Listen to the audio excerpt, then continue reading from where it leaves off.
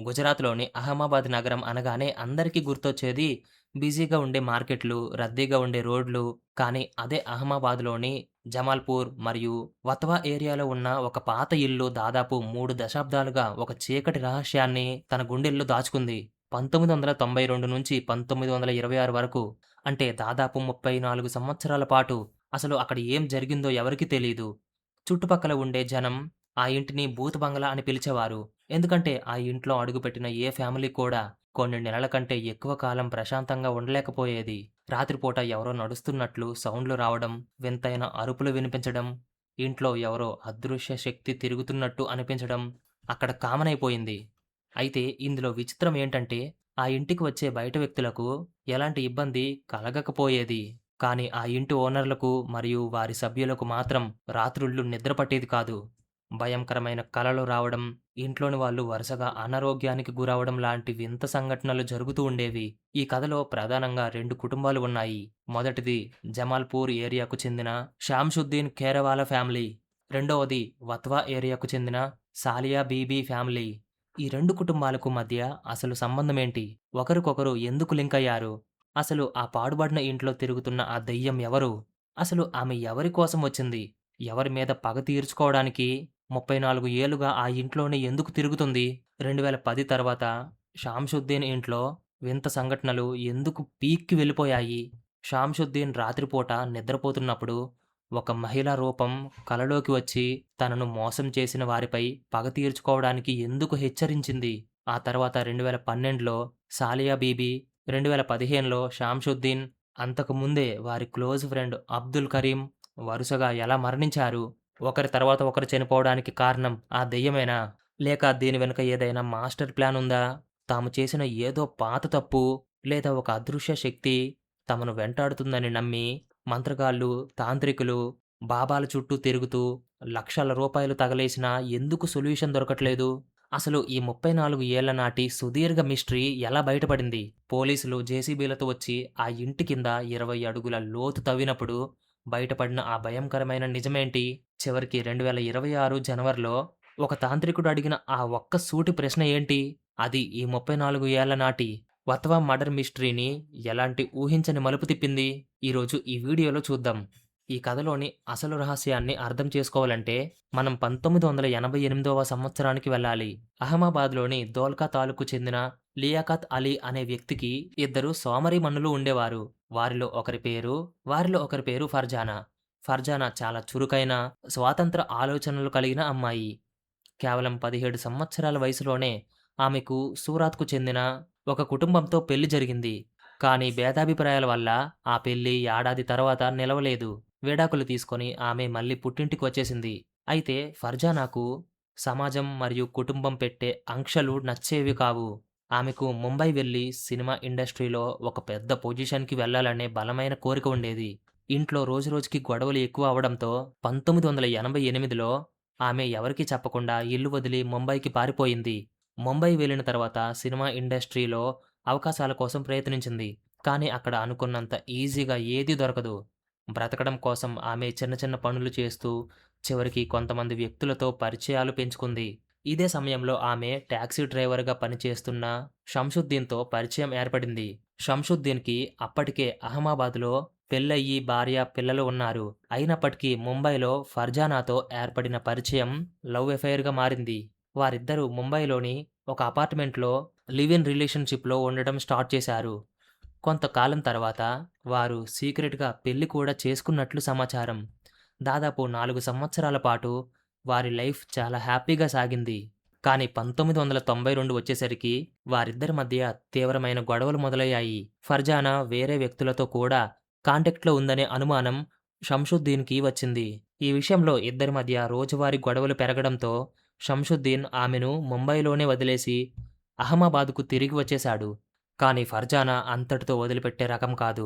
షంసుద్దీన్ తన మొదటి భార్య పేరట ఆస్తులు కొంటున్నాడని, తనను మాత్రం ముంబైలో ఒంటరిగా వదిలేశాడని ఆమె గ్రహించింది.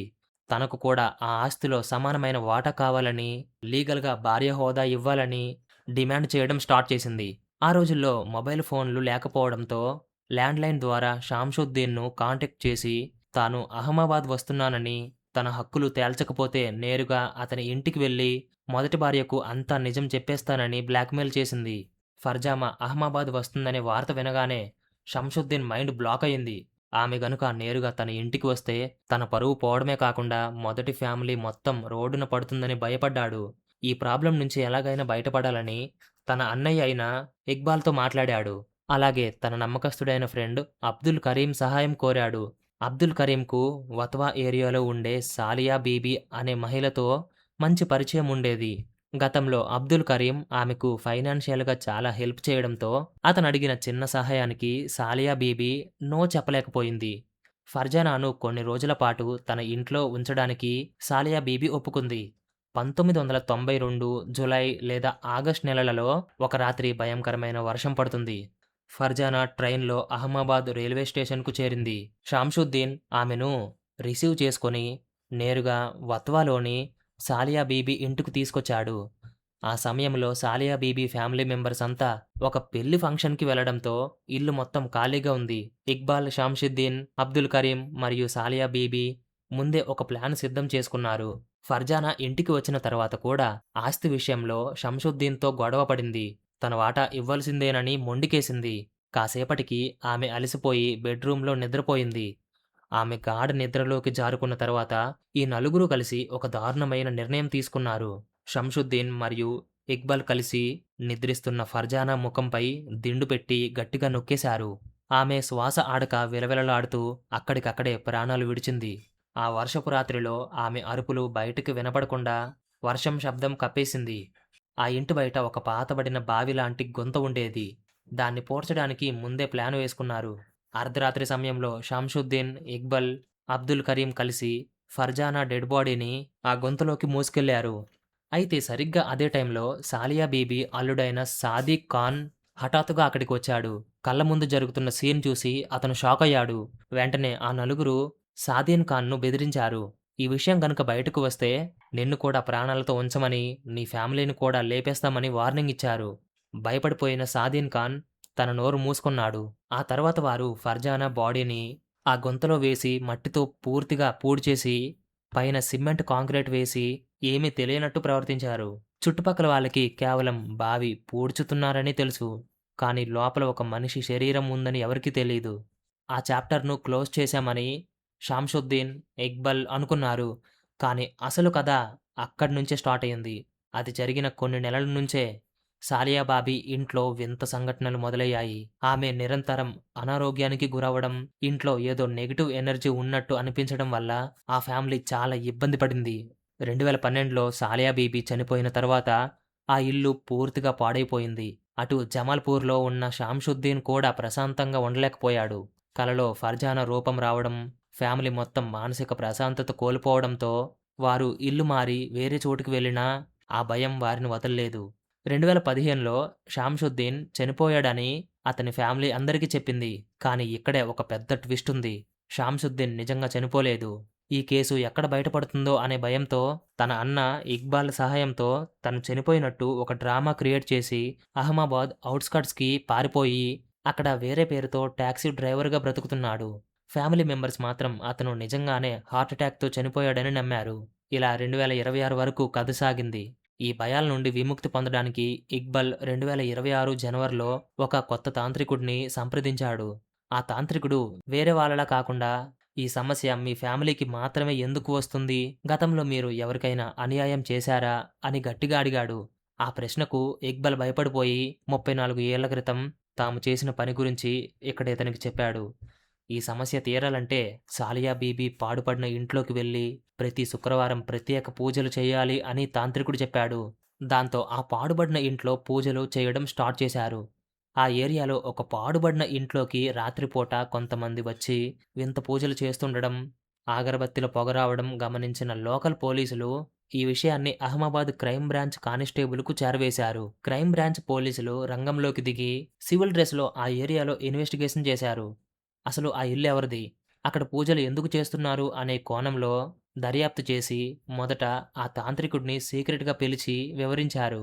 పోలీసుల స్టైల్‌లో అడిగేసరికి తాంత్రికుడు ఇక్బాల్ తనకు చెప్పిన విషయాలన్నీ యాజ్ ఇట్ ఈజ్‌గా ఒప్పేసుకున్నాడు. ఆ ఇంట్లో ఒక మహిళ శవాన్ని పాతిపెట్టారని చెప్పడంతో పోలీసులు షాకయ్యారు. తాంత్రికుడు ఇచ్చిన సమాచారంతో పోలీసులు వెంటనే రంగంలోకి దిగారు. మొదట వారు షంషుద్దీన్ తమ్ముడైన రిజ్వాన్‌ను, ఆ తర్వాత ఇక్బాల్‌ను అదుపులోకి తీసుకున్నారు. అలాగే సాలియా బీబీ అల్లుడైన సాదిక్ ఖాన్‌ను కూడా పిలిచారు. సాదిక్ ఖాన్ పోలీసులను చూడగానే లాంగ్ టైమ్ నుండి తన గుండెల్లో దాచుకున్న భారాన్ని దించేసుకున్నాడు. 1992లో తన కళ్ళ ముందే జరిగిన ఆ ఘటనను పూర్తిగా ఎక్స్‌ప్లెయిన్ చేశాడు. ఇక తప్పించుకునే దారి లేక ఇక్బాల్ కూడా క్రైమ్ ఒప్పుకున్నాడు. చనిపోయాడనుకున్న షాంసుద్దీన్ బ్రతికే ఉన్నాడని తెలుసుకొని పోలీసులు అతన్ని కూడా వెతికి పట్టుకున్నారు. 2026 ఏప్రిల్ 29వ తేదీ ఉదయం Ahmedabad crime branch team, JCB మెషిన్లు, ఫారెన్సిక్ ఎక్స్‌పర్ట్స్ మరియు ఎగ్జిక్యూటివ్ మెజిస్టిక్ సమక్షంలో వత్వాలోని ఆ పాడుబడిన బూత్ బంగ్లా వద్దకు చేరుకున్నారు. సాదిక్ ఖాన్ చూపించిన స్పాట్‌లో త్రవ్వకాలు ప్రారంభించారు. ఉదయం నుంచి సాయంత్రం వరకు దాదాపు 12 గంటల పాటు నిరంతరంగా తవ్వకాలు జరిగాయి. నేల లోపల దాదాపు 20 అడుగుల లోతుకు వెళ్ళిన తర్వాత ఫారెన్సిక్ టీమ్‌కు మనుషుల ఎముకలు కనిపించాయి. మొత్తం 18 ఎముకల ముక్కలతో పాటు ఒక చిన్న బంగారు ఉంగరం కూడా దొరికింది. ఆ అస్థిపంజర అవశేషాలను పరీక్షల కోసం సివిల్ హాస్పిటల్‌కు పంపించారు. అయితే ఆ అవశేషాలు ఫర్జానావే అని లీగల్‌గా ప్రూవ్ చేయడానికి డీఎన్ఏ టెస్ట్ అవసరమైంది. పోలీసులు ఫర్జానా యొక్క ఫ్యామిలీని కనిపెట్టారు. 35 ఏళ్ల క్రితం ఇల్లు వదిలి వెళ్ళిన తమ సోదరి ఇలా మరణించిందని తెలిసి ఆ ఫ్యామిలీ షాకయ్యింది. డీఎన్ఏ శాంపిల్స్ కోసం లియాఖత్ అలీ బ్లడ్ శాంపిల్స్ తీసుకున్నారు. 34 సంవత్సరాలు గడిచిపోవడంతో ఎముకలు చాలా వరకు పాడైపోయాయి. కానీ ఫారెన్సిక్ నిపుణులు కాళ్లలోని గట్టి ఎముక అయిన థై బోన్ లోపల ఉండే బోన్ మ్యారో నుండి డీఎన్ఏ సేకరించగలిగారు. డీఎన్ఏ రిపోర్ట్‌లో పాజిటివ్ వచ్చింది. అంటే ఆ దొరికిన అవశేషాలు ఫర్జానావే అని సైంటిఫిక్‌గా ప్రూవ్ అయింది. దీంతో 2026లో మే 8వ తేదీన పోలీసులు కొత్త చట్టం ప్రకారం అఫీషియల్‌గా కేస్ ఫైల్ చేసి మే 9న 60 ఏళ్లు పైబడిన షాంసుద్దీన్ మరియు ఇక్బాల్‌లను అరెస్ట్ చేసి జైలుకు పంపారు. అలా ఒక తాంత్రికుడు అడిగిన ప్రశ్న, చట్టం చేసిన విచారణ మరియు సైన్స్ అందించిన ఆధారం కలిసి 35 ఏళ్ల మిస్టరీ ఇప్పుడు బయటపడింది. ఈ వీడియో మీకు నచ్చితే వీడియోకి ఒక లైక్ చేయండి. మరియు మన ఛానల్‌లోకి కొత్తగా వచ్చినట్లయితే ఇప్పుడే మన ఛానల్‌ని సబ్స్క్రైబ్ చేసుకొని పక్కనే ఉన్న బెల్ ఐకాన్‌ని యాక్టివేట్ చేసుకోండి.